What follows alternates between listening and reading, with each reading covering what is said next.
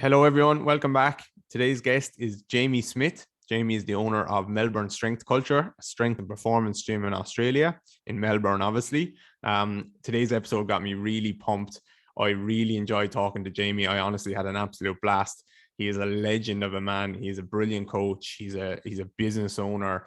He talked about how he's going to build a business in Australia that is going to leave a legacy on Australian strength and conditioning, not just a 1 or 2 year goal, or here's a few clients that we want to get, but he's talking about building something that will last and making a proper mark on the industry. And that got me seriously pumped.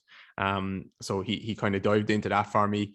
He talked about how he's going all in on his podcast and his content creation and building his team and building the gym and all of this stuff. It was so good to listen to someone who's not afraid to go for it, who's not afraid to state their goals in a big way, but not in a egotistical way, just in a kind of a matter of fact way. This is what we're going to do. And the reason behind it is I want to have fun. I want to enjoy what I'm doing. I want to leave a mark. And I think I can leave a mark with a team of brilliant coaches. So that was so cool. I learned a lot from the episode.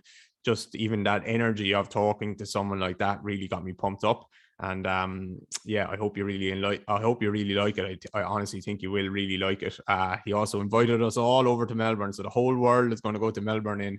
We're thinking about it now, November, December, or January, because it's their summer there. We're going to teach a workshop there. So he said he'll fit in at least 800 people into the gym for the workshop. So put that in your calendar. But for now, enjoy the episode with Jamie Smith. Don't forget to give us a shout out if you like it.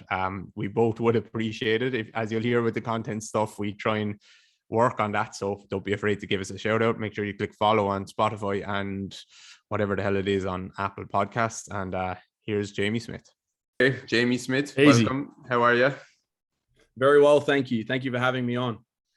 You're welcome, man. I'm looking forward to the chat. We've chatted online, but not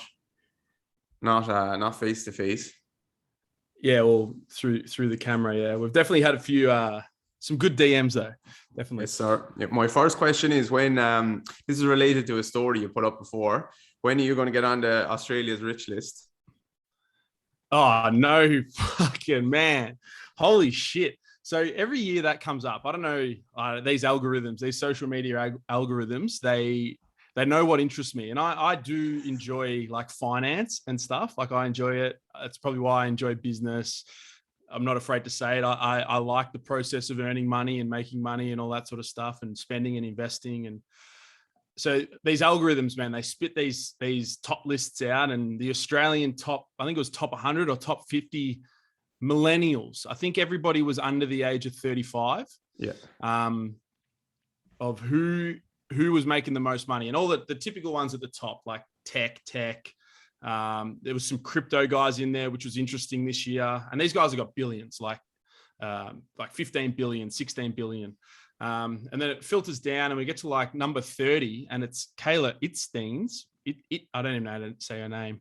Itsteins, I don't know.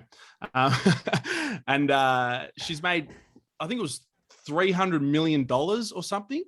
And she's like just a fitness girl. She's made an app. And put it into perspective, because who is she ahead of? Oh, she was ahead of our three highest paid sportsmen. So she was ahead of our F1 driver, Daniel Ricciardo. Mm-hmm. She was ahead of Chris Hemsworth. Yeah. Bloody Thor. Yeah. That's when I was like, she's ahead of fucking Thor. She's ahead of Thor, like a grade actor in massive films, like some of the biggest films of all time, like grossing films. Like surely they're on a wicket, absolutely loving it. And she's ahead of all of them. Who was the other one? Ben Simmons, who's got our highest contract ever as a sports star, like 100 million in 3 or 4 years over in the NBA, who's not playing at the moment. He's sort of cracked his shits, and I think for a good reason. But sidetrack. But yeah, man, I couldn't believe it. I'm impressed. What does she sell? Everything. Oh, it's an app, man. So it started off as just like little like Instagram workouts, and then she got like 15 million followers. And then in the process, obviously there's a lot more to it, but then she grew her social media to one of the biggest fitness channels in the world, and just successfully leveraged it and created this app. And then there must be thousands, probably millions on her app. And then she's got a few other little businesses and stuff, but it's just impressive. It's past the point of, it's like, oh, fuck these influencers. Like they can do it. It's like, no, this is seriously just go, like, yeah, crazy. Just insane. Watching Maya learn. Yeah. Like learn from it and see what you can do. But yeah, I could not believe it. I think it was 180 million. I think it was 180 million. I have it written down, 164. Oh yeah. Absurd, man. And she's more like but more than Thor, 26, more than man. fucking Thor. But when I first realized, so maybe 4 or 5 years ago, not even, maybe just 4 years ago, I first realized I had a conversation with someone who's very decent in the fitness industry, like decent following, who you know as well. And he told me, we're just chatting about like the power of social media, power of Instagram, and how some of these people are making a good bit of money. And he told me about someone who was living in Sydney, actually, who owned an apartment in the eastern suburbs and was only like in their mid-20s or something like that, and was selling like booty programs basically to girls. And they had bought their own apartment, which was like a few million at least, and were driving a Lamborghini and a Ferrari. Man, it's absurd. And that was the first time when I was like, no way. Like I knew people were doing okay, but then I was like, no way. No, it's and this is and this is actually a really good, because I saw I listened to your social media podcast, because I follow, obviously I enjoy social media from a business standpoint, and I actually enjoy just consuming it. I don't mind a scroll. I don't think it's pointless. I enjoy it. I see what other people are doing, but quite often I objectively try to analyze what people I respect are doing. Mm-hmm. Yourself is definitely one of them in our space. Pat Davidson is another one. The Muscle Doc, Jordan Shallow is another one. Luke Tulloch. And I see these accounts and I sort of observe, like, how are they talking? What are they doing? Well, like sort of post frequency. What are they saying in their stories? Is it heavily curated and all of this sort of stuff? And I actually really enjoyed your post, because like, I just like learning the strategy of what other people are doing and how they're attacking it. Because it's something that we are starting to put a lot of time into, and we really see the value of it. But man, when you see these accounts that pop up and they go, like, there's no doubt they're going to be, if you know how to leverage it and create a business from it, or create value in some capacity. I'm sure you've felt it with your little programs and stuff like those. And now you've got like that sort of membership thing rolling as well. Like it all just leverages off itself, but ultimately you need attention. Mm-hmm. And yeah, social media is, I don't really have much bad to say about it. Mm-hmm. I really enjoy it. And I can respect people that put time in it and to grow it and then leverage it into something that is actually tangible in the real world. Yeah, it's cool. Yeah, it's a big deal. So from studying those people and obviously doing your own research and stuff, what do you think are the biggest things then at the moment, the biggest, most important things when it comes to content creation, if you do want to build that audience? Well, I suppose there's two parts of it. Is one is building the audience, and secondly is actually leveraging it then. Yeah. So actually, just like a little explanation of our journey from the gym's perspective. We're nearly 6 years. We're in our 5th year now. Unfortunately, 2 of them were locked down. Give us a background on what the name of the gym is and all that stuff. Yeah. So Melbourne Strength Culture is my facility. We have a YouTube channel, which is where most of our higher quality content goes. We also have just started a podcast up, which is actually doing really well at the moment. We're really excited for that. It's just called Melbourne Strength Culture. We're on Instagram, and we've just started TikTok, of all things, in the last week. I had my first one pop off yesterday, which went berserk. But yeah, we're just a gym in Melbourne, Australia, strength and performance gym, powerlifting, that sort of scene. And then for myself personally, from my own education streams and internships and just developing the business, a couple years ago, at the start of 2020, I started a small online education business as well, called Strength Coach Development. And that's sort of what the last 2 years, it's kept me very occupied. But as the gym's now reopened, I've just put a lot more focus back into the gym again. But that's the crux of it. We've been around for about 5.5 years, into our 6th year. But as we're talking about this social media and the strategy of that sort of stuff, initially I think the biggest thing that we've learned is you've got to play the game of each individual platform. Like they all sort of had their own rules. The unfortunate thing is they don't tell you what the rules are. You're sort of just at the mercy of, oh, they've changed it on us. Crazy. You know, those posts that were absolutely flying 3 months ago? Yeah, they're in the bottom now. They've got 35 likes after 3 hours. What the fuck happened? So, and I'm sure anyone that's played with social media can probably feel it. Instagram seems to be the hardest one to crack for us. I don't know what's going on there, but that's probably the biggest thing is you've got to play their game. Sometimes, like currently the little reels are going far harder than anything else on Instagram. Shorter seems to work better for us. Less than 30 seconds, not too much education. People just seem to switch off and don't absorb it. More visual looking. We try to include a lot of humor in ours, in our sort of content, but that's probably the biggest thing is you just got to learn to play the game of each individual platform. For YouTube, success from us, we've found that being ourselves there more than anything, like just pure personality, like we're just an open book on there. It's really because it's longer format content. We've found that people that are consuming it for longer periods, they actually really enjoy that, and they're more likely to reach out to us on social media or connect with us. And we actually feel a lot of the connection with quote unquote the audience from doing that. So there's always different strategies on the little things. I think if you're probably leaving yourself short if you're just using the same piece of content and just posting it everywhere. Doesn't mean like a good example would be like our podcast. We've made sure that we've upgraded our quality lighting and our microphones and our audio settings, and we've just bought a new camera so that we can then cut it down into other little things. But yeah, if we just posted the podcast, a massive 3-minute snippet and put it on Instagram, it wouldn't do anything. No one would watch it. And it just feels like you've got to play the games. And unfortunately, again, you don't get the rules. You just fumble your way through the rules. Yeah. But that's sort of what we've been working through recently. The best way of learning that is just by doing it though, isn't it?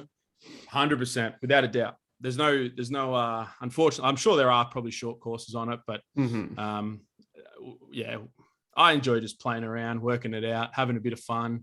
Yeah. Not putting too much pressure on ourselves with it. And it's hard though. I know a lot of young coaches, they probably feel the pressure, almost like, oh, what I put out there, like people can criticize and all of those sort of things. Just a small piece of advice and something that really helped me early days, because I've been creating content since we started. A lot of the time we're just talking from our own experience. Like I feel like that's probably the crux. It's like, this seems to work for me and my guys. Don't talk in absolutes. Don't really leave yourself on a hill to die on. Like you can change your opinion as long as you're transparent with that and explain why you've changed it or why you've started to think a different way. Like I think it's not a bad thing to say that out in public. So, talk from your own experience and sort of be open to change and be open to some sort of feedback, because you probably will get it as soon as you start getting followers. You probably get a few DMs here and there. I would definitely agree with that. I think like I what I always say is I reserve the right to change my mind, and I have very strong opinions, very loosely held, and those are the two things that when I post, like, actually, I don't even know, do I have very strong opinions, medium to strong opinions, but I'm willing to change my mind quite quickly on things. And I think that's important. And the absolutes thing is definitely very important, because you're fucked as soon as you say something, you're fucked. Yeah. And you know what? The posting on social media and having those things in mind does help you get more clarity around your own thoughts, I think, because you have to kind of straw man or steel man, or whatever way you want to look at it, like your own argument before you write it, as you're writing the caption. And I'm like, where can someone poke holes in what I'm saying here? And then 100%. Actually, if there is places they can poke holes, it's for a reason probably, and they're probably right to poke holes. So I probably shouldn't say that. Yeah, no, 100%. Completely agree with that sentiment and statement. But also what I found myself is when I was developing the curriculum for one of my courses, it was actually for our first in-person internship. We had 5 coaches that wanted to do it for their hours at uni. And I was building this curriculum out, and it was like a complete introspective analysis of everything that we were doing, every process, why we do certain strategies here, when we change, when we implement this, that, and all that sort of stuff. And I feel like any time where you begin to look into yourself and look into your processes, whether or not you're creating social media content or building something out to teach somebody, it doesn't have to be in social media, it could just be in person, maybe educating clients and all of that sort of stuff. I think that's probably where you're going to see the biggest gains in your own understanding of what you're actually doing, and having that introspection, I think is massive. And it's another reason why I actually really enjoy social media. I think it's a huge net positive for the world and business and our industry. Like we wouldn't be here if it weren't for social media. So yeah, I think so too. As long as you're aware again, like, of what is triggering you, and one, either cutting that out, like don't consume it, or two, understand why it's triggering you and should it actually be triggering you in the first place. Like I'm fairly cutthroat with who I follow. Actually, no, I followed a lot of people over the years, so I still have a ton of followers. But I just, if someone annoys me, I just hide them. Like don't see their content.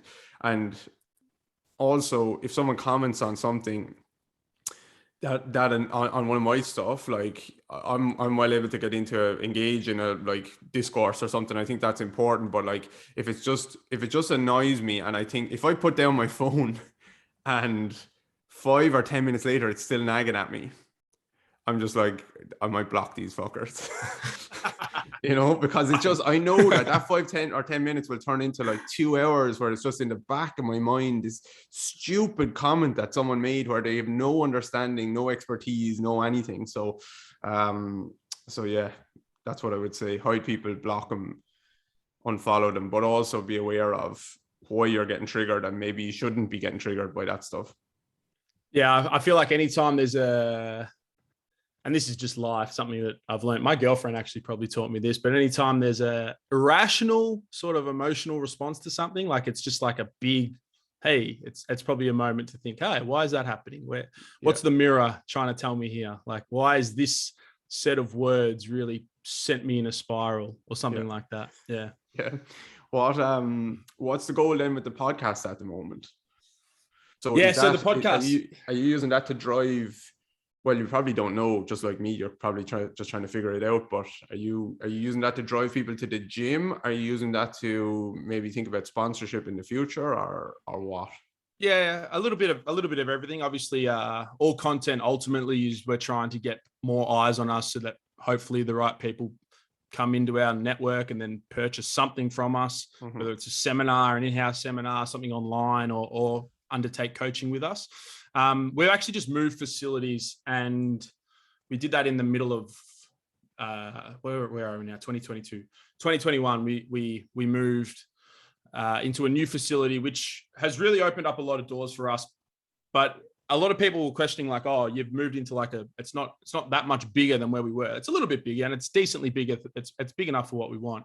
But a lot of our growth over the last 3 years, COVID accelerated it, but has been online. Online coaching is definitely where we have the crux of what we think our growth is going to be over the next sort of 12, 18, 24 months as we just continue to develop our brand. So that's preferably where we want people to be signing up now. The gym's pretty busy. It's busy enough. We're happy just to continue to grow online. So a lot of our content, we don't really mind if whoever's watching it, which is the good thing. We can be a little bit more open with it. We're not confined to our direct location. The podcast itself. So what happened with that is we started our YouTube channel and we hired a media guy to help us. He was a young guy. I wanted to develop him. He's actually the brother of one of our coaches, younger brother of one of our coaches. And he just had a knack for, just a general knack for doing the content and creating the content. And he just worked really well with the group of coaches that we have. And it was just a really solid fit. So we started making these like training vlogs, and they were very just fun, proper shit talk. Like the lads training. Think about like when you were probably 15 to 20 at your peak dumb idiot stage, and you're just training with your mates or at your footy club or whatever sport you're playing.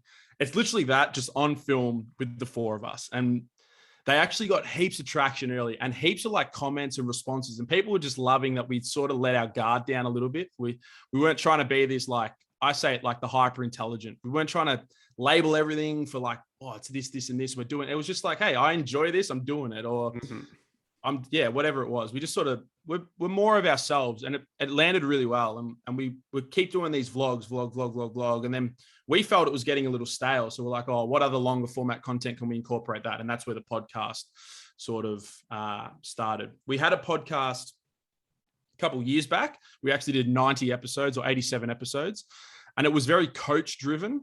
And when I look back at some of those episodes, it was very much, we had coaches on and we spoke about coaching. And when we think about target market and target audience, yeah, a lot of lifters would enjoy that. But ultimately, we're probably not even talking to them. We're just talking to more coaches and more young students and all of those sort of things. So this one was a big flip. We really are just trying to attack the general population, increase our reach. And I can guarantee you it is working for us. We've done 7 episodes. The downloads have far exceeded what we want. You spoke about sponsorship. We've already been offered one. Manscaped, which is all over the place, but they reached out. They came in straight away. They're like, man, we love it. We think your target audience will be great. So we're going to do a 4-week trial with them and then get into some longer stuff. Nice, man. Well done. I'm pumped. Yeah, so it's so cool. Yeah, no, like it's, and this is just, it changed for us about 6 months ago. We decided we just want to have more fun. That's ultimately what we want to do. I believe that the 4 coaches that I currently have, myself and 3 others, I don't coach a lot, but I truly believe that our team can leave an impact in Australia with the landscape of strength and conditioning, strength training, powerlifting, health, whatever the hell you want to call it. Doesn't matter what you label it as. We truly believe that we can leave an impact and actually create something that is strong and withstands not like 5, 6, 7, 10 years, like 20, 30 years. Like when I think of like a Mike Boyle, Eric Cressy, DeFranco, these sort of names, Juggernaut, Renaissance periodization, these like conglomerates of like, these are fucking big business, big companies. I really do believe that we have the team, and we just wanted to have more fun. We're like, we're confident that we can get through and be more of ourselves. And if we cop a little slack, like people have messaged us, oh, we missed the old content, the education content. Like, where's it gone? It's like, yeah, well, we've sort of just, it wasn't fulfilling us anymore. Like we want to be ourselves. We want to have fun. And it's been a great response. We've seen the growth. We're feeling it. We're feeling it now. So when I put up a story the other day, just saying like, tell me your thoughts on the podcast so far. Like, what guests would you like to see? What content did you like or didn't like? Blah, blah, blah, blah, blah. And it was just loads of different comments. One person said, less business talk, more biomechanics. And which was fine. Like, but I was just, in my mind, I was just like, I'm just going to talk about what the hell I want to talk about. Yeah, fucking know. And if you want to listen to that episode, you can listen. If you don't, you just don't listen. And like, that's the crux. Yeah, that is. And I've had so much clarity on this recently, probably in the last 3 months, maybe even less, where it was always like, who's your, like, marketing business coaches, like, who's your ideal customer? Like, and I've even spoken about that in the past to people. And it's like define the exact person. What age are they? What do they look like? How do they speak? All these things. And now I'm like, my target audience is anyone who loves what I do. And I'm just going to do whatever the fuck I want to do it really well. And the people who love that, they are my target audience. That's it. You'll find the group. And especially if you're authentic to yourself and it's not a facade in any way. And I know it's not with you. But if you're authentic and you just, like, people can see it, people can connect with it, they engage with it better, they drop their own guard, and all of a sudden they're having a little bit more fun and all of that sort of stuff. Like, I think it's the right way to go about it. Not to say that you can't be like these really well versed biomechanical brains and all that sort of stuff. Obviously, that's sort of your wheelhouse from a business perspective, but not all of your content has to marry and line up with that. But someone who wants to learn, like, especially I'm moving more, we're actually going in opposite directions. You're moving more towards Gen Pop and I'm moving more towards like coaches and therapists who want to learn about movement. And that's why I think your podcast before was when we were in the strength coach development mode. And that's why exactly. your It was content probably just before, and I probably got a lot of that audience, and that's what saw the growth for that when I did it. Exactly. Yeah. So I have a few questions there, but that's what was I even saying there? You're moving in the coaches. I'm moving in that direction. But like for the coaches and therapists, anyone who wants to learn about the biomechanics stuff, like you're not going to have a successful business if you don't know how to talk to people, if you don't know how to communicate, if you can't create content. Well, you don't have to create content, but like someone who does create content and knows that stuff is going to be more successful than you. There's literally no doubt about that. So it's I'm just gonna my presumption, no, it's not necessarily, but my thought process at the moment is if I'm interested in talking about something, there'll be people out there who want to learn about that as well. 100%. I agree without a doubt. I've got a question for you. Who do you look at from a content perspective and observe maybe more objectively, or like who are you getting inspiration from, or are you Good question. I don't know. I'd have to have a think about that. I think I'd probably look at everything, everyone like that, every single person, because I don't love consuming content as much as you do. I do really like podcasts. I actually love podcasts. I love good. There's nothing better for me than going for a walk and listen to a podcast. Instagram feels like work when I'm on it, and I just want to like work on my page if I'm on it. And I don't spend too much time scrolling. I did notice you with the reels and stuff, or the little clips and changing whatever it is, changing camera angle and stuff like that. Like I really like that. We're not there yet, because like even this podcast now is being recorded. Like I'm on my Mac here, you're on your computer. I'll just upload this onto YouTube as well. But like really, I should have a better camera there to take it. I should have you getting a better setup or something like that. Now it's different for you. You're in Australia and it's nighttime and stuff, but like that's where we need to take our if this is going to work on YouTube, that's where we need to take it forward. I'm starting to look at like content creators like Mr. Beast and stuff like that. Did you watch any of his stuff? I love him. I consume not his videos. His videos to me, they're just like, it's the same thing every time. He's going to have a whole bunch of fucking money. He made talking about people making money. A 23-year-old on YouTube made $75 million last year. 75 million. Mr. Beast taught himself. Yeah. Yeah. But he spent it all back on videos. Yeah. Well, that's the thing. And it actually gives me like, I really enjoy the business side of things and the finance side of things, but I used to be afraid to reinvest, but I'm not anymore. Like I'm literally now like, if we want to do this podcast thing, like, we've done 85 episodes or whatever it was last time. We've had our warm up. Like now, if we're going to do it again, we're doing it properly. Like I'm going to go and spend a lot of money. We did the whole room. We put floorboards on the walls. We got neon signs, like full couch setup and everything. Like if we're going to do this properly and we want it to pop off the way we want it to pop off, we have to reinvest into it. And we actually have to take it seriously and all of that sort of stuff. So Mr. Beast, 100%, he's given me more confidence to just go like, fuck it. If you believe in it and you honestly think that you can change and make a change and actually take steps forward and continue to grow and progress with your content and with your message and with your audience and all of that, just dump money back in. Like it needs to happen. Like, I can't sing his praises enough. Yeah. I've learned a bit from him. I haven't watched that much stuff because I don't enjoy the videos that much because again, I'm analyzing them. But like he said, did you listen to that? I sent it out you might not even be on my newsletter, but I did send out people should. There was an episode he did with two guys. I'll find it for you. I'll put it in the show notes. I've listened to it. It's like a yellow emblem, smear on someone.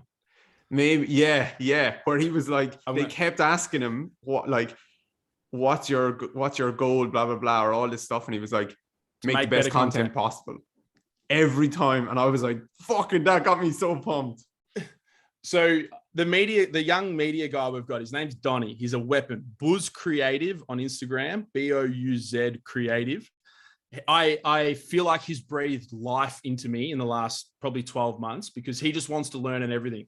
And literally last night we were chatting. I just got our new camera in. I was taking a photo of it. I'm like, stage 2 starts now, like amping each other up. And he's like, I don't know what I want to do. I don't think I want to be a videographer for my career choice. He's only young. He's like 21.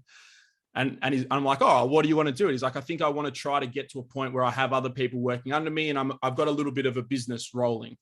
And I'm like, all right, well, how does that start? And he was like, oh, well, I don't know. Maybe I need to learn business skills. I'm like, nah, man, it starts with making better content. Like that was the crux of it. It's like, make better videos, buy a better camera so you can make better videos. More people hear about you and learn about you. And then maybe you get another job and then more jobs and more jobs and more, make better content. Mm-hmm. Like that's the crux. Everything you want, make better content. Mr. Beast, man.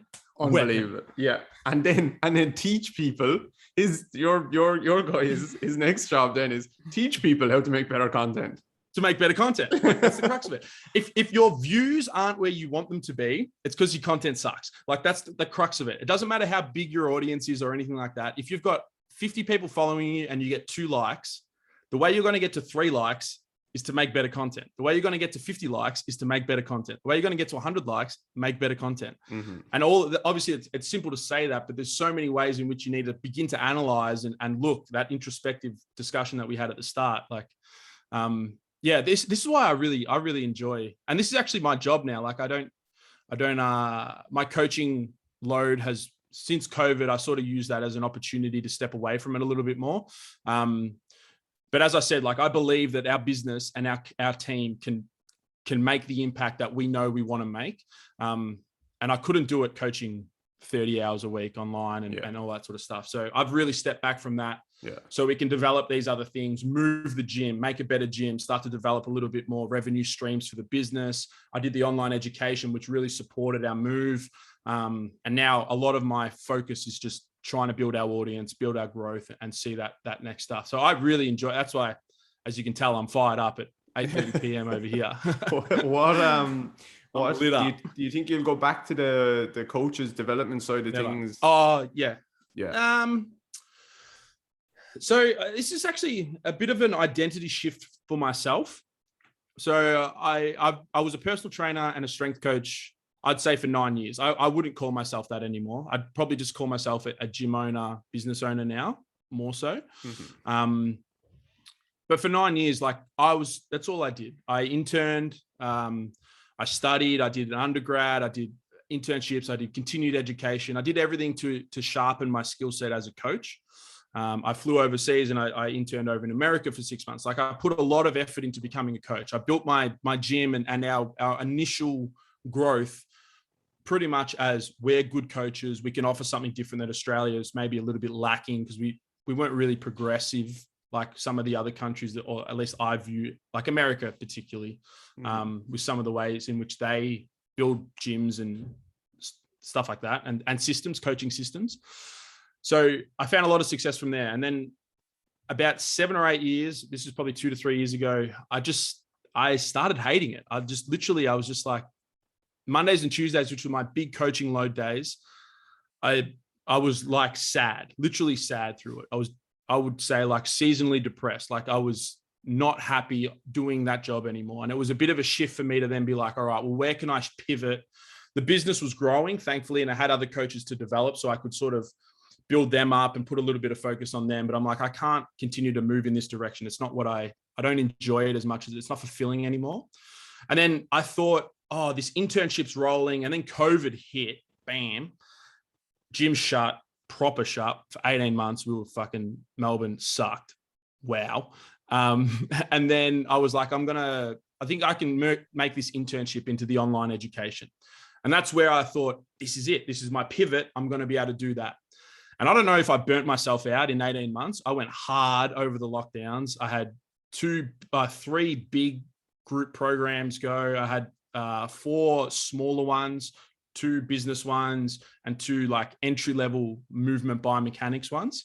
And that was in an 18-month period. The big ones were 12 weeks. The small ones were 4 weeks. And I think I fried myself. Yeah. And I came out of it, the gym reopened, and I was like, yeah, I made all this money, but was it actually something that gave me, again, was I fulfilled? And I thought that was going to be my out. That's my pivot from coaching to then educating. And I can sort of continue to develop myself and my personal brand through this education route. And then that's where the conversation, oh, now our content's changing to a bit more fun. We just want to have fun. Maybe it's me and my bias. I just want to have more fun. But that's sort of where we're at now. Will I go back to the education stuff? Long way around to the question. I think I will. I think I'm going to change the way in which I approach it, though. My roommate last year actually did Pat Davidson's mentorship. He's only just recently reopened his current one. And I was like third party watching Pat take this mentorship, and it was savage. If anyone, like Pat Davidson, yeah, he speaks from, like, he says what he wants to say. He's not afraid to rub people up the wrong way. Like, it's just, I'm Pat, this is what I'm doing. You can listen or you can fuck off. Like, that's ultimately the style of content that he makes. And he's not afraid to, but that's what his internship was. It was like, this is my system. The next 8 weeks, you're going to teach me your system, and we're going to battle our systems together. Like, we're just going to try and find holes in each other's systems. Where are your principles wrong? Where are my principles wrong? How can we develop this process? And I was like watching this from a third party perspective. I'm like, that is actually like a really, shout out John Sheridan, because he gave me sort of the lens to view this with. I thought that is actually what a mentorship should be in my eyes.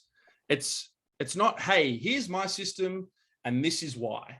Mm-hmm. It's like, well, hang on. Like, you're not coming to me to be mentored to learn my system. You're coming to me to learn and develop yourself, and to learn your own skill set, and to learn how it can apply to you and your situation and your context. Where I feel like with my CDP, was what it was called, it was literally just like, hey, here's Melbourne Strength Culture and the Strength Culture strategy, or the Jamie Smith strategy, and you're going to learn my strategy. And when you leave, if you can't implement my strategy, bad luck. Mm-hmm. And it was just, I just didn't enjoy it as much as I wanted to. So I think I want to take a bit more, not that I'll be savage like Pat. I'm just not like that. I couldn't probably do what he does on Instagram. It's impressive because he just gets engagement, but also I'm just not built that way. Mm-hmm. But I think a little bit more of that approach where it's like, hang on, what are you guys bringing in to where you're at, and how can we develop and utilize some of my stuff? But ultimately we're trying to improve your strategy, your mm-hmm. system.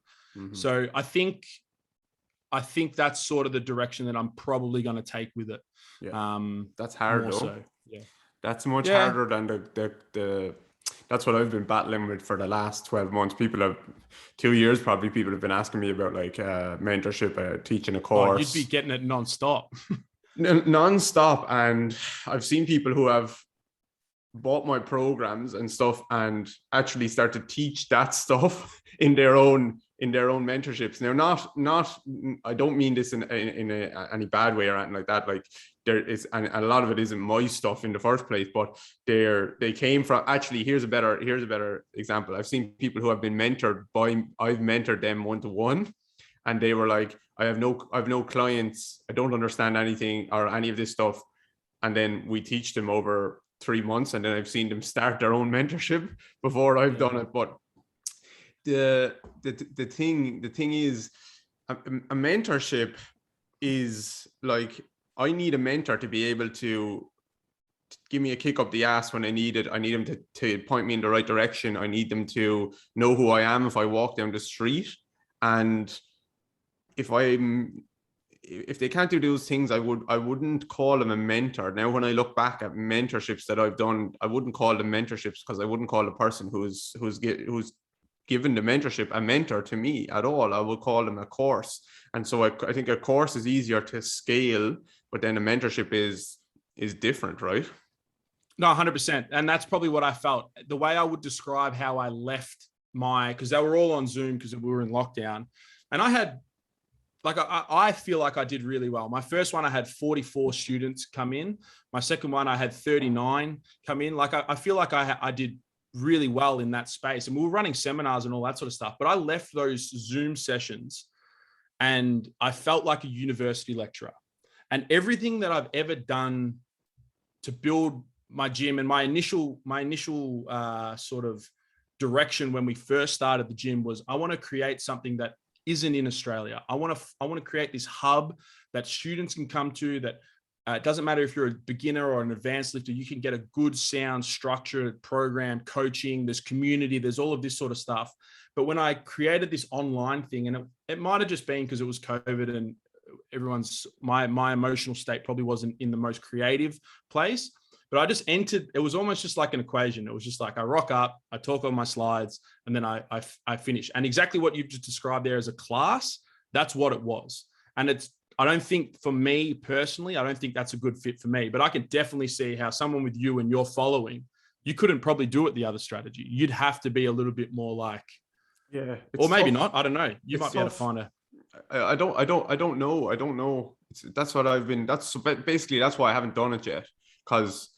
Which is also a stupid thing, because like if you did it, then you'd figure out what worked and then you just make it better, right? So that's a bit stupid. But like, yeah, I also want to be very confident with what I'm teaching, and I am very confident with what I say and how I do things and how we get results. But like, I want to be very, very confident. Like, I'm really sure about this, and I don't want to be like, there is people out there teaching who learned an exercise or learned a full principle and a concept yesterday on a course and taught it on their own course today. Like, I do not want to be that person. So yeah, it's very tricky. It's very tricky. Maybe you can have both. Maybe you can have the course like as the entry level material. You should understand this a little bit, and then the mentorship is the level up from that, where it's like now you have to pay more money and you get more in smaller group, and we actually talk. Maybe there's like the entry ticket is actually having some understanding about this type of information. Yeah, well, I think the beauty about working for yourself and building your own thing, you can do it however the fuck you want, which is fantastic. And I feel like I went the other route. I was like, fuck it, I'm just going to do it. Granted, my gym did close and I didn't have any way to make revenue at the time. And I had done 3 years of education in person. So I feel like I didn't rush into it, but I feel like, yeah, I did something that wasn't aligned with what I actually wanted, whether it was out of necessity or whatever. But right now, and I'm sure if you speak to a lot of the students that went through those courses, I get plenty of messages all the time. Hey man, like that changed everything for me. It's been so much better.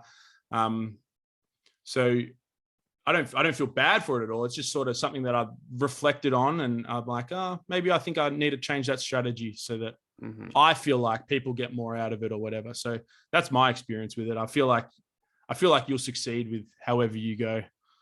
We'll see. I feel like you got the knack. We'll see eventually. I'm thinking big though. I'm thinking bigger now.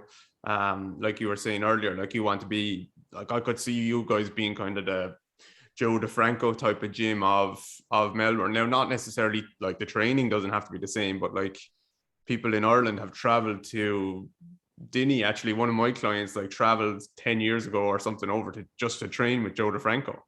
Like, yeah, how cool is that? I interned under Eric Cressy, and I've always wanted to have somebody travel for our internship. We actually had a guy move to Melbourne for it, but then COVID hit and shit hit the fan. The internship got so you can't claim that, yeah. Slashed. I can't claim that one. We had him for 2 weeks, and then he went back.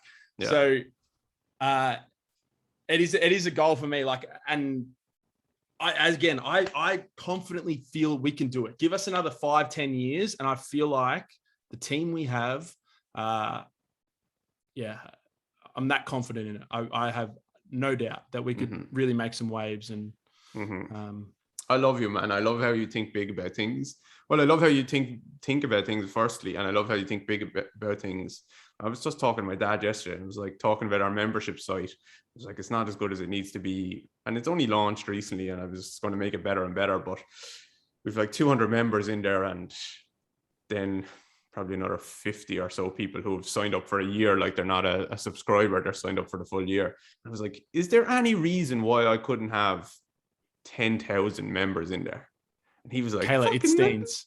Yeah, exactly. No, go bigger. Fuck 10,000, 100. Yeah, but what's the reason? Like, when you people might be thinking, oh, you're not gonna. How did Joe DeFranco become Joe DeFranco, or Cressy become Cressy? I'll tell you, they made better content. That's the crux of it. They just Mr. Beast.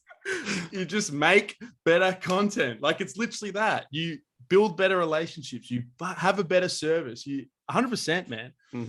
100%. I need to clarify this though on the content, because people will be listening to this saying like, I just need to become a coach. I just need to become a TikToker. Like there is no marketing strategy that can outperform a poor product. So like your content has to be good, but your product has to be good, right? Yeah, but build better content with have a better service. That's how it's the same. It's just whatever lens you're going to be looking through. Yeah, what just do everything better. Literally just replace is it verb, adjective, the doing word. Replace the doing word, whatever the doing word is, with whatever you're at the stage of. Yes, I 100% agree. Don't blind yourself to becoming a better coach by trying to become Instagram famous or whatever it is, TikTok famous. That's not the answer. And that's not what we're saying. If you are listening to this, and if you are a young coach, be a better coach. Yeah, but that's what it's, be a better coach. And then like, I feel like that's what people ask me like about, how do you keep making content? And my content is not like very much curated or well produced or anything. I just bang up the video, or else I just put up a clip of a call with a client. But like, I feel like my brain is so full of shit that I've learned, excuse me, for 10 years, that like I could just take all the stuff I know about the foot. Like I could just talk about one bone in the foot and talk about 50 different things about that bone. And then making the better content is finding ways to make it more interesting, how I explain it, and like the video looks better and the caption is done in the right way, and all these little things, the video is the right length, a million different things. But like, it does start with actually understanding what you're talking about in the first place. 100%. Yeah. It's yeah, we're on the same page. You and I, we're on the same. I think I've said 100%. I about 500 times already. What? Talk to me about your like professional development. So you're learning over the years. Then we've kind of touched on it there in terms of like the style of content that you'd like to make, and probably that's the style of content you'd like to consume if you were going forward with anything as well. Yeah. Where have you netted out on the internship stuff that you've done, the content that you've learned about the breathing and the gait cycle and all of this stuff, and how it applies to, I suppose, your coaching? I know you're not doing as much coaching, but the coaching in your gym and your systems. Our systems at the culture.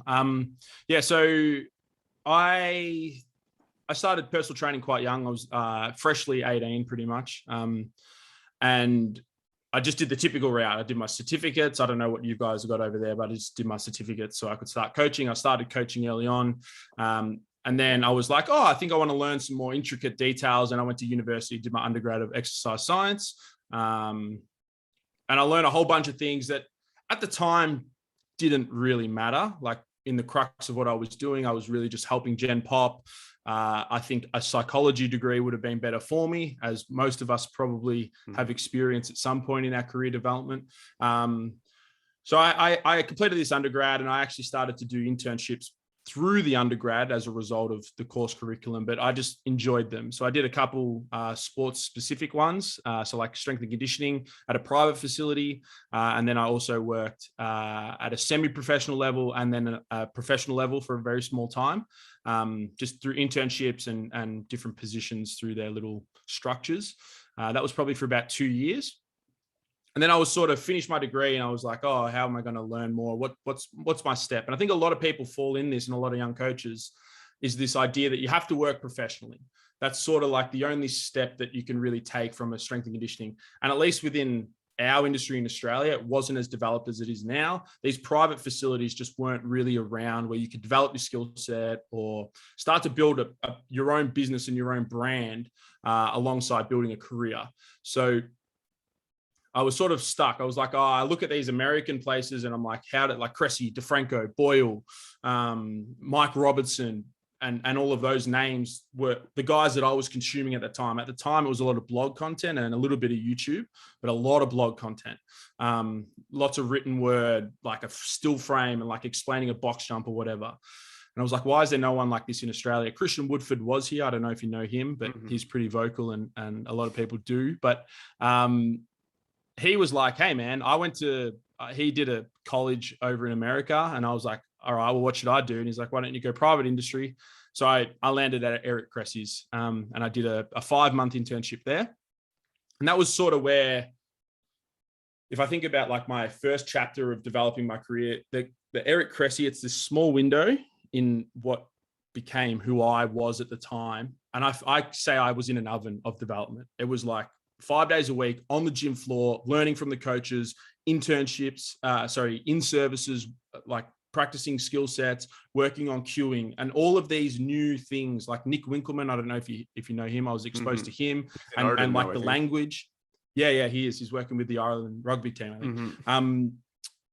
Like his whole idea about like vocabulary and your language and the way in which you present an idea will completely change the way the outcome. So learning all of those things through the Cressy internship. And then all of a sudden, Miguel, who was the first person, he introduced me to PRI, and I did one of their online ones. And then I started to learn that. And at the end of my internship, I was like, I want to learn more about this breathing and walking sort of whole hoo-ha. How can I learn more of this? And Eric was like, we can help you anywhere in America, wherever you want to go. We normally try to help people get further internships or jobs. We can't help you. You're an Australian kid. What do you want to do? And I was like, I want to go to Mike Robertson's and Bill Hartman's gym. So he was like, all right, made the call. Mike, I've got a young kid coming over. Can you help him out? And I got there and they rolled the red carpet out for me. It was incredible. I had barbecues with them. They took me out for dinner. I sat in all their in-services with their interns. I was there for 10 days. I was training on the gym floor. Lance Goik, I don't know if you know who he is, but that name he used to be familiar. Yeah, he used to be sort of Bill's I would say like a right-hand man of IFAST. I don't think he's there anymore. I think he went to do further study, like PhD and stuff. He's got his own personal website, but he assessed me and taught me all of these things and how I can move a rib cage. And all of a sudden my arms got 30 or 40 more degrees range of motion, changed the way I could squat and everything. It was crazy in there. It was like I was in a fantasy factory. I was like, this is cool. And Bill helped me out heaps. And then I was like, I think that's the future. And this was in 2016. And I was like, I think this is the direction that this industry is going to go. So I came home, PRI came over, and I did 2 PRI courses. And I would say that period of the 6 months of all of that completely set up my lens that I view a lot of what we do now through. My understanding, and I've been pretty vocal, and this is something that I have changed my mind on. I don't really like the direction it's gone now. I think it's gone a little too deep, a little too in the weeds. Is this actually applicable for the general trainer? That is, we can circle jerk and learn all these things, but does it actually change anything on the outcome for our clients?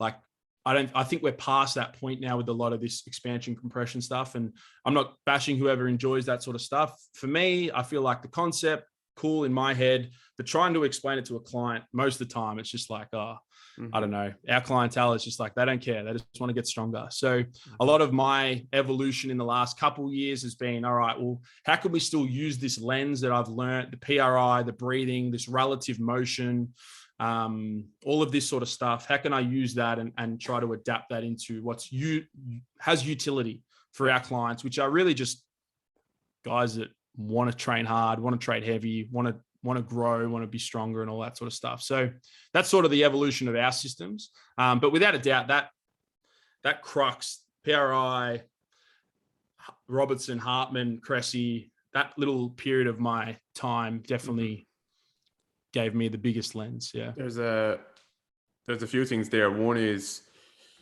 I'm very, very, very strong on the idea of accelerated learning. I think someone can like accelerate their learning and development by a decade, like by 10 years in 6 months, if they're exposed to the right people. And it sounds like you probably were then. 100%. I left there without any idea of what I wanted to do. I left Australia before I went over there. And by the time I came back, I opened the gym within 4 weeks. I literally just went, fuck it. This is it. What I felt in Cressy, I wanted to create here. And that's why it would mean the world to me if somebody traveled to come and learn from us for 10 weeks. Like I'd be like, hey, we're getting lunch. We're going to dinner. Come on. We're doing everything. Like, yeah, the local interns, 100%. But if someone was to drop everything and walk in that door and be like, I'm here for 10 weeks. What are we doing? All right. This is a plea. So someone listening to this podcast needs to go to Jamie in Melbourne. You'll have a great time. I might go myself. You Yeah. pay for the flight. I'll come. If you ever want to do a seminar in Australia, please do it at our gym. Please do it at the gym. Yeah, man. Definitely. I was in Melbourne. I taught in Melbourne a few years ago. And, you messaged me. Mm-hmm. We were gonna tee up. Oh yeah. We definitely were. You were in Melbourne. I'll come next year. I'll come to Melbourne November, December, or January when it's winter in Ireland. Lock it in. Lock it in. It's done. I think you're right. I think I enjoy learning about the compression and expansion stuff, but then I think when people hopefully they see me talking about stuff like it's super simple, super boiled down, like, but I do think it's important, not necessarily like in a ton of detail, but it does frustrate me. Both ends of the spectrum honestly frustrate me. There's coaches shitting on that stuff who could not describe in any anatomical detail what's going on in a squat. Like, not even they couldn't even say this is hip flexion. It's like, yes, sagittal. Just explain it sagittally. What's happening? Yeah, they couldn't, and so that's ridiculous. Like, it's like it's, and I also get frustrated with the idea that if you understand maybe that the movement of the femur and the acetabulum, you understand, like, okay, here's what I think the sacrum might be doing or might not be doing. Maybe there's no movement. I don't know. But for example, that if you understand that stuff, then that means automatically you're this biomechanics nerd who has to just blurt it out to your client and tell them about it as well when they're doing a squat. It's like, no, the more I get, more complex my understanding gets. Complex is a bad word. The more simple I coach it. And the more clear I am with my program that I write for someone or what I need them to do, I have to throw so much less shit at the wall to actually get the result that I want from them. You know? Yeah, I think I said the name before, but if anyone doesn't know who Nick Winkelman is, he brought a textbook out. I'll be honest, I haven't read the textbook. There's a video. You have it? There's a video. I'm gonna Google it right now. Nick Winkelman. I think it's his number one. Language of coaching, I think, is it, or something? Yeah, that's what it's called. Yeah, it's relatively new. But the way in which, obviously he's a PhD in it. It's all motor control. At the end of the day, that's what it's skill acquisition. Motor control is sort of his wheelhouse, and how you can get your athlete to actually execute on that. And a lot of it just comes down to language. It's the words that you use that land in that person's head and actually has an impact for them to then go and create the change in the outcome that you want. A lot of it's like, we can talk like internal versus external cueing and all of those sort of things. But the crux of it is, if you're just spurting shit to the client, after the third word, they've forgotten the first word, and it just moves. And then at the end of the cue, did you get that? And they're like, yeah, arm, crazy. What do I do with it? Like, they've got no idea. Or you're throwing in that, like, I need 30 degrees of hip flexion. It's like the client has no idea what you're talking about. Not a single. Yeah. So Nick Winkelman is a great place to start in learning how you can better deliver your coaching side. YouTube, What We Say Matters, Uncovering the Truth About Cueing. Nick Winkelman. Crazy video. Okay. I need to watch that as well. The one other thing I should say about that, that's what in my I have saved a lot of videos that I've done with online clients where I'm coaching them through an exercise, and in the mentorship type of thing, I'm just going to put them all up for people to watch. So if I'm talking about a concept, teaching you about a concept, then you can watch a 20-minute video of me coaching someone through, hey, here's how we clean up there, whatever. And it's like completely me just putting it out there where it's like, this isn't perfect. This is online. This is me trying to figure out the right word, or this person doesn't know what I'm saying. But you can go and watch that fucking thing and be like, okay, why did, like, what worked there? What didn't work? Like, I'll put up things that didn't work as well, you know? So I think that's cool, because what you don't get online a lot of the time is like Cressy or Winkelman, like the way where they stand in front of a client, the way they put their hand on someone, the word they use, and they probably, a lot of the time, they don't even know they're doing it. It's just like they know how to connect with someone. Yeah. You know? It's massive. I can tell you that Cressy thinks about it. We used to have the way in which we would greet people. When we coach, you had to coach at the level of the client. So if the client's in half kneeling, you coach at half kneeling. If the client's on the ground, you coach on the ground. If the client's standing, you coach stand. Like all of that is part of what they do over there. So it's definitely a thought process that they've had, and that shined in, or that rubbed off on us and some of our strategies and some of the ways in which we build our systems. That's funny. I had a client in 2 days ago, and they were like a chronic pain person, and they were a little bit nervous, and I asked them to sit down, and they didn't want to sit down. And these are the type of people I would get sometimes. And instead, so what I did is we were out in the gym, actually, didn't even bring him into the clinic yet. And I asked them to sit down on the table. I had it out there, and they just stayed standing, and they were a bit fidgety. And I sat down on the bench. We had a little bench, and they were standing up above me, and they relaxed so much when they were like looking down on me. It was this whatever it was, but during the conversation, I was thinking about that, and it was like that made such a big change to how they felt in this situation, because I was already taller than them. I was kind of standing looking down on them even a little bit, so that's cool. It all makes an impact. Every like, and this is the BPS model in a conversation, but every little piece of input that they are getting, whether your language, your position, your stance, your tone, the words you emphasize, the part of the word you emphasize, the jargon you use, all of that is changing the way they perceive what is about to happen from any output, whether or not it's a squat or a rehab setting or anything. You can completely shift the outcome 180 degrees simply by changing your language or changing your tone or changing your position or your stance and stuff like that. Like it's, it's incredibly, and I think, and like you were talking earlier there where you were like, oh, some of these coaches, like they'll just shit on systems, but really, do you understand like some of the base principles of what we're trying to discuss and analyze here? Like a lot of the time, I feel like that evolution of the coach, like, yeah, you learn these principles, you learn these systems, but then all of a sudden you realize, hang on, there's this whole human side of what actually is occurring through this process. And that matters just as much as all of the hard skill set does. And it just, like, I feel like it's just evolutionary of coaches. And it's something that I've gone through. And that's probably why I shifted my focus a little bit when I went heavy into PRI for 2 or 3 years. And then I sort of came out the other end and I said, all right, that's great. I think it has great application, but how do I get it to stick with my clients? Yeah. Like, how do I get that to land? Yeah. Your kind of, I'm going to use the word love, but your love for psychology, or like, that's what I sense for you is your why you're interested in like decision making, how people make decisions, how people change their actions and things like that. That's why you're so interested in the content creation as well, because you're like, it's the same in coaching, where if I use a certain word, or if I frame something in a certain way, it's going to make someone respond in a different way and make them take action in a different way. It's the exact same for the content. It makes people feel a certain way when you're making content and when you're coaching. It's the same thing. It's all the same. Everything's the same. I think there's, I even view the way in which I manage our staff, the way in which you manage one person, you can't manage all 3 personalities in that same strategy.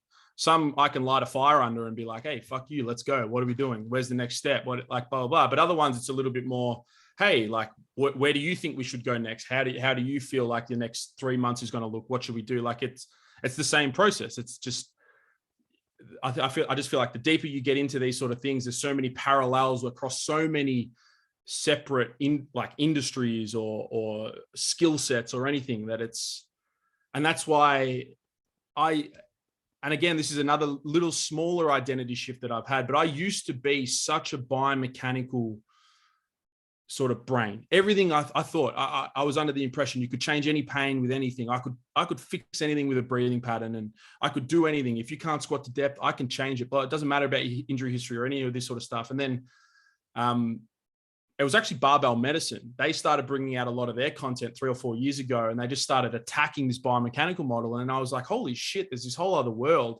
And it was a little bit of an identity shift because I came through the Cressy and the Mike Boyle and the the Cressy and the Bill Hartman, Mike Robertson sort of growth, and then throw PRI as a flame underneath all of that, heavily biomechanical understanding. But then it sort of evolved into I think it's true. I think there's merit to it and all of that. And I don't think we can throw biomechanics out of it. And I don't think anyone with half a brain is. But it's how do I marry that and match that to the individual? And it's something that I have gone through. I did a podcast with the Compound Performance boys. The first half of it was about business, just because Kyle and I sort of have a similar sort of growth. Or not growth, but sort of similar sort of trajectory of sort of where we've some of the hurdles we've faced, developing personal brand and all that sort of stuff, and the biomechanics, and then sort of shifting away from it. The first half was all business, but then the second half was all of this sort of discussion of like, I actually have felt that I've shifted my personality because I attach my career to me, who I am. It's a massive part of who I am. And having those moments where I start to doubt, oh, hang on, maybe this system that I've been running for 3 years, flat stick, and educating people on, maybe I'm shifting away from it a little bit. Maybe I need to move, be more open. And then all of the discussion that we had at the start, just be transparent. Hey, I've changed my ideas on this. I'm just like using you as a diary right now and just fucking. That's cool, man. That's cool. Look, if you haven't changed in 12 months, you look back and it's not changed. Like, what have you been doing?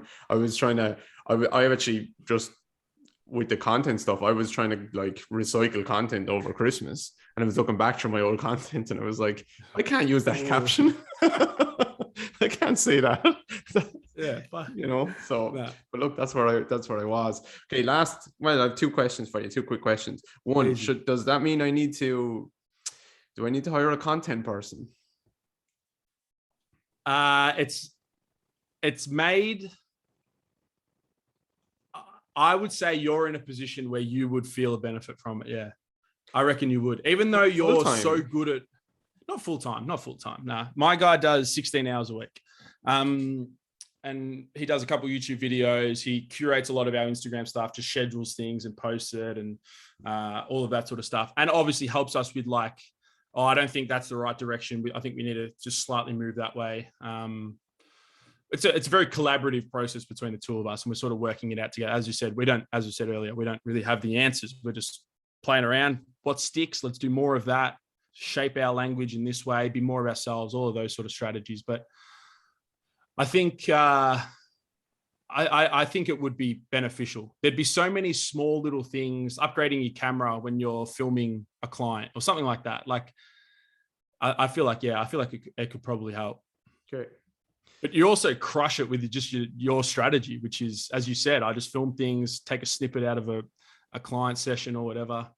I could do more. Like it would be just doing more of that. Like I heard someone, a good creator actually asked me earlier. A good creator is Noah Kagan. Do you know him? He's a YouTuber. Yeah. He actually owns AppSumo, which is like $100 million company in Silicon Valley, I think. But look at his YouTube videos. He thinks quite deeply about YouTube videos and like the thumbnails and I listened to a podcast, and he said that for each thumbnail he gets a professional photographer to come in and he goes wherever and they take a professional photo of him, like with his hands on his head or something, and they put the caption then around him and stuff. So he thinks deeply about it. But he said in some podcast, like, if something works, just 10x or 50x it. No. And then just figure out where the point is it's not working anymore, but just absolutely hammer that thing. Literally. I'll go back to one thing. We were talking about like playing the game on each of the platforms. YouTube, the unfortunate thing is you have to clickbait. You have to make the thumbnail and the title in some sort of strategy that makes it enticing, because like we literally have we'd upload something and 3 hours go past and it's tanked. YouTube gives you a metric of like where it ranks in your previous 10 uploads. It'd be like sitting at number 9. Like we'd say that's a shit video. We're always trying to aim for top 3. We want top 3 upload. And this thing would be at number 9. after like 3 hours. And it's like, fuck it, change the title, change the thumbnail, clickbait. We just be like, clickbait the fuck out of it, click them in. And then like it switches. And then all of a sudden YouTube just kicks it up and it spits it in. Like you unfortunately just have to play, but having him there, because he can do all the Photoshop, he can do all of that stuff. He can take a better photo and all of a sudden it looks better. And it definitely matters, like 100%. So like those little things, if you really wanted to get into it, the quality that they can produce and the speed and efficiency they can do it, I think it's just, yeah. But I feel like, again, you're from my perspective anyway, like I look at some of the shit you're doing and I'm like, man, this is impressive. I just don't have the time. That's it. Yeah. You know, that's it. But maybe that's a priority thing as well. But like I am still seeing clients. I am trying to do a membership and fucking everything else as well. So does YouTube understand? Obviously it does, by the way, but so with the thumbnail, it's not that more people are clicking on the thumbnail initially, is it? It's that the YouTube recognizes this is the algorithm recognizes this is a better thumbnail that more people will click on, and then they show it to more people, or is it just a mix of both? It's called an impression click-through rate. So you get a percentage. So your thumbnail goes out, and what you'll typically see, the response will be initially you'll have a very high impression click-through rate because that's all of your subscribers seeing you've uploaded something new. So you might start at like 25%. And what that means is 1 in 4 people that has shown this thumbnail and title are clicking on it, impression click-through rate. And then over time, it starts to drop down and drop down and drop down and drop down because your subscribers initially have seen it and responded to it. And then it goes into the actual algorithm, which is, all right, now it's going to be we're going to show it to 500 people today and it needs to get past this threshold. Otherwise your video's dead. Like literally your video's done. Yeah. But then you get into SEO because YouTube is a search engine in and of itself. That's why we really like YouTube content. And that's why I will always prioritize more quality on YouTube because it's there forever. Like we have our YouTube channel, like it's not massive. I'm looking now, 6,600 subscribers. And I currently am investing a lot of time and money resources into building this thing. And it's growing at the fastest rate it ever has currently, which is fantastic. We're seeing that return from a metric standpoint. But our old library of content still pulls in up to 30,000 views per week. Oh, nice. All of our old shit. And we get paid for it. YouTube, you get paid for it. So if you can build a successful thumbnail and title, and when it's searchable, so we've got one now that gets 6,000 views a week, which is powerlifting belt for powerlifting. How to use a powerlifting belt or something like that. Whatever it is, that's what the title is. But because it's in the search engine, think about how many thousands of people per day are typing, "How do I use a powerlifting belt?" Belt for powerlifting, and ours just for whatever reason is second on the list, and it just pumps and it makes money for us, and it just rolls and it does all that. So it definitely matters. So there is a strategy, but again, Instagram, it doesn't matter because you fucking make a post in 2 days, it's gone. No one's seeing that thing again. Some of the reels, I've noticed some of the reels have like I've had put up reels 3 weeks ago and they're still getting plays, but like that's not going to go on forever. But I think YouTube will. I think I spoke about that on my social media plan for the year podcast or whatever, where that's our plan for YouTube, is just to make it searchable content and for SEO and stuff. Right. Last question. So much on YouTube. Last question, my generic question. I asked everyone else, if you're on a stranded island for a week and you could bring 3 people with you, no family or like just friends or whatever, but 3 people like you would love to learn from. I asked everyone else trying kind of 3 coaches, but you're not going to pick coaches now. So is one of them Mr. Beast? Mr. Beast. Nah, I'd want to go to his. I would love to go to his facility. I think he just spent $12 million on it or whatever is. I would love to go there. Nah, I don't think Mr. Beast would be in the 3. If I had 3, I'd probably want a comedian there. Yeah, I reckon. Just for a laugh. I enjoy Kevin Hart a lot, but I think right now I would probably pick Chris D'Elia. I think Chris D'Elia is very funny. There's a little bit of murkiness in the last couple of years with him, but I find his comedy very funny and just him as a person very funny. So I reckon I'll take a comedian with me. If I had to take, I'd probably take LeBron James because I love LeBron James and I think he's the GOAT. And I'm going to take a survival. The NBA might be worried. Where's LeBron? He's on an island. I'm doing 90-90s with him. I'm fixing his squat. And then I think, are we trying to survive on the island or are we just living? You'll be fine. You'll be collected. I need to, you know what? You know why I haven't, people have said you need to make your question more specific. I like how people interpret it. Because Graham Morris said, is there rum on the island? That was his first question. And the answer was yes. So, well, is there? If there is, I think I'm happy with LeBron, and maybe LeBron will bring like a $6,000 bottle of wine or something. Mm-hmm. One more, I'm gonna put just someone completely random. Maybe like I'm gonna put The Rock. I'm gonna bring The Rock as well. I reckon that would be a good time. LeBron and The Rock. LeBron, The Rock, two fucking mammoths, and then Chris D'Elia and I, and we're just gonna have a laugh. Yeah, man, that sounds fun. That sounds fun. All right, brother, where can people find you, or what do you want to shout out? Just Melbourne Strength Culture. The YouTube channel, as we've discussed, is where we put the most effort. That includes our recorded podcasts, our video recorded podcasts with our little hub, our creative hub. So that would be the crux of it. But just search Google, Instagram, TikTok now. We're popping off slowly. But yeah, wherever. Melbourne Strength Culture. Myself personally, j.smith.culture on Instagram.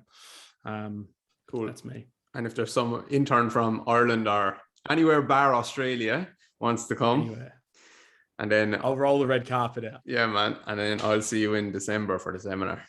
Yes, please do. We'll definitely house you 100%. You can have the whole gym. We can probably get 150 people in there if you want. No, fuck. Don't put that on me. Nice 30 or 40 people seminar. 30 or 40, easy. Yeah. We'll do 6 of them. Yeah, man. I'll spend the whole summer there because it's cold in December here. Crazy. You make bank though, man. You'll make bank.